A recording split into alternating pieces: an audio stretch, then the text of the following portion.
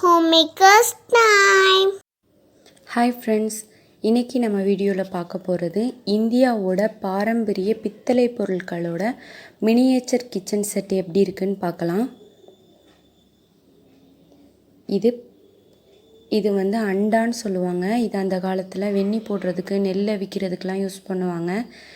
இது வந்து கடாய், பெரிய சைஸ் கடாய், கல்யாண வீடுகளில் சமையல் பண்ணுறதுக்கு, அப்புறம் மாவு வறுக்கிறதுக்கெல்லாம் யூஸ் பண்ணுவாங்க. இது பெரிய சைஸோட மினியேச்சர் செட்டை தான் நம்ம பார்த்துட்ருக்கோம். இது ரொம்பவே ரேரான கலெக்ஷன். இது கிட்டத்தட்ட 40-50 வருஷமாக எங்கள் வீட்டில் இருக்குது. இது குடம், பித்தளை குடம் தான் அந்த காலத்தில் யூஸ் பண்ணிகிட்டு இருந்தாங்க. பிளாஸ்டிக் குடமெல்லாம் யூஸ் பண்ண மாட்டாங்க. இது பானை, மண்பானையும் யூஸ் பண்ணுவாங்க, பித்தளை பானைகளும் யூஸ் பண்ணுவாங்க. இது கொப்பரை, இட்லி கொப்பரை. இதோட அந்த தட்டு, இட்லி தட்டெல்லாம் என்கிட்ட மிஸ் ஆகிடுச்சு. இதுலேயே 2 சைஸ் இருக்குது. இது பெரிய சைஸு, இது சின்ன சைஸ். இதில் வந்து 3 இட்லி ஊற்றி வச்சுக்கிற மாதிரி சின்ன சைஸ் இட்லி கொப்பரை. இது பேரும் கொப்பரை தான். இது தண்ணி சேவ் பண்ணுறதுக்காக யூஸ் பண்ணி வச்சுருப்பாங்க. தண்ணி பிடிச்சி வச்சுப்பாங்க இதில். இது தண்ணி ஜக்கு பாருங்கள் எவ்வளோ அழகாக இருக்குதுன்னு. இது வந்து திருக்கு செம்புன்னு சொல்லுவாங்க இது பேர். இந்த திருக்கு செம்பில் தான் எங்கேயாவது வெளியே ட்ராவல் பண்ணும்போது தண்ணி எடுத்துகிட்டு போவாங்க. இப்போ பாருங்கள், இது எல்லாம் இப்போ நம்மளால் பார்க்கவே முடியாது. அந்த காலத்தில் இதெல்லாம் தான் யூஸ் பண்ணிகிட்டு இருந்தாங்க. இதில் தண்ணி எடுத்துகிட்டு போனோன்னா லீக் ஆகாமல் இருக்கும். அப்புறம் அதுக்கடுத்து நம்ம பார்க்க போகிறது இது வந்து பன்னீர் செம்பு. இது கல்யாண வீடுகளெல்லாம் யூஸ் பண்ணுவாங்க.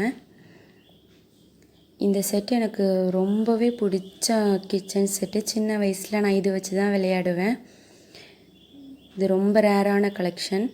இது வந்து குட்டி சைஸு தூக்குவாளி. சாப்பாடு எடுத்துகிட்டு போகிறதுக்கெலாம் இந்த மாதிரி தூக்குவாளி தான் யூஸ் பண்ணுவாங்க அந்த காலத்தில். இது சின்ன சைஸ் பானை. இது வந்து மோர் கடையிறதுக்கு யூஸ் பண்ணுவாங்க. இது குட்டி சைஸ் பானை. இது வந்து சின்ன சைஸ் கடாய். இதில் எல்லா பொருட்களுமே கொஞ்சம் வெயிட்டாக தான் இருக்கும். இது ஓவராலாக ஒரு எல்லா பொருட்களும் சேர்த்து ஒரு 2.5 kg வரும். இந்த டீ கப்பு பாருங்கள், இது எவ்வளோ அழகாக இருக்குன்னு. இது வந்து டிஃபன் பாக்ஸ் மாதிரி ஒரு சின்ன பாக்ஸு. இது வந்து சின்ன சைஸ் பவுல். அப்புறம் இது உரல், மாவிடிக்கிறதுக்காக அந்த காலத்தில் எல்லாருமே யூஸ் பண்ணுவாங்க. இதில் தான் அரிசி மாவெல்லாம் இடித்து ரெடி பண்ணுவாங்க. இது வந்து உளுந்து திரிக்கிற உரல். இதை வந்து முழு உளுந்தாவே நம்ம இதில் போட்டு ரோல் பண்ணிகிட்டே இருந்தோன்னா உளுந்தெல்லாம் உடச்சி கொடுத்துரும். இது வந்து இடியாப்ப உரல் பாருங்கள், குட்டி சைஸில் எவ்வளோ அழகாக செஞ்சுருக்காங்கன்னு.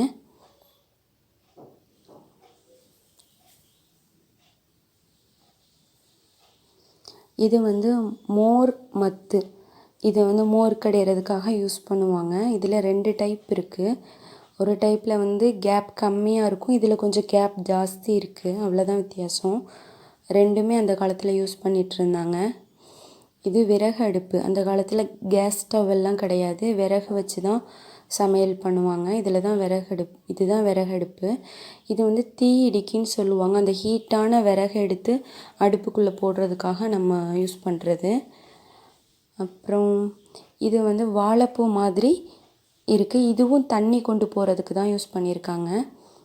அதே மாதிரி குட்டி சைஸில் இருக்குது.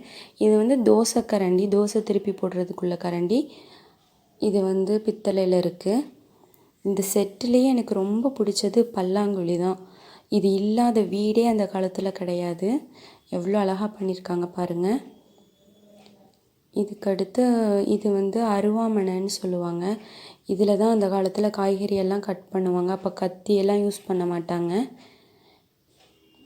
இது வந்து தேங்காய் திருவுறதுக்காக, தேங்காய் பூ திருவுறதுக்காக யூஸ் பண்ண தேங்காய் திருவி.